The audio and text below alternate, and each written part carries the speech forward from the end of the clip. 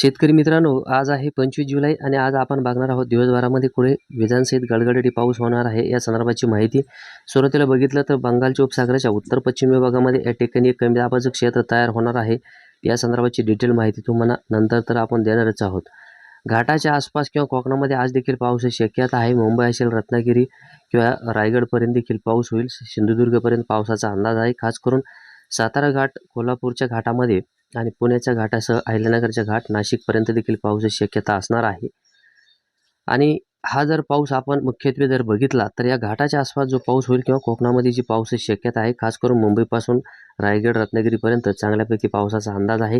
नाशिकच्या घाटामध्ये देखील पावसाचा जोर असणार आहे. त्यामुळे गोदावरीमध्ये जो थोडासा पूर परिस्थिती आहे, चांगल्यापैकी मोठ्या प्रमाणात पाण्याचा विसर्ग सुरू आहे, तो देखील या ठिकाणी कंटिन्यू राहण्याचा अंदाज आहे, कारण की घाटामध्ये पाऊस सध्या चालू आहे. त्यानंतर साताऱ्याच्या आसपास काहीशी हलकी रिमझिम आज आपल्याला बघायला मिळू शकतं आहे. यासोबत अहिल्यानगरचं देखील पश्चिमेकडील भागाच्या आसपास, नाशिकच्या पूर्वेकडील भागामध्ये थोडेफार थेंब वगैरे सध्या तुटत असतील, तर या ठिकाणी देखील रिमझिम स्वरूपाचा पाऊस होण्याची शक्यता ही असणार आहे. अहिल्यानगरमध्ये देखील अशाच प्रकारची शक्यता असेल.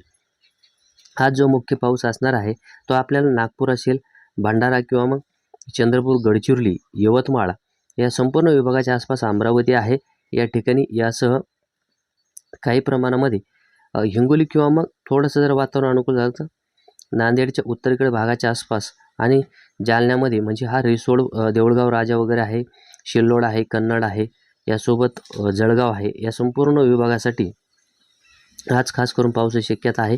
विजांसहित पाऊस होईल. मध्यम ते जोरदार पावसाचा अंदाज आहे. या ठिकाणी वादळी वारे देखील वाहण्याची जास्तीत शक्यता जालना असेल, त्यानंतर बुलढाणा, वाशिम आहे, अकोला आहे, अमरावती, वर्धा या ठिकाणी असणार आहे.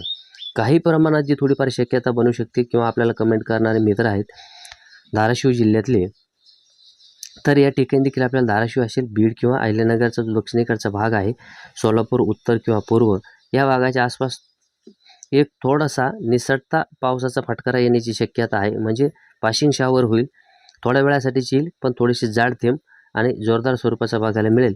खूप मोठा होणार नाही, परंतु हलका स्वरूपाचा पाऊस जास्तीत जास्त या ठिकाणी शक्यता आहे.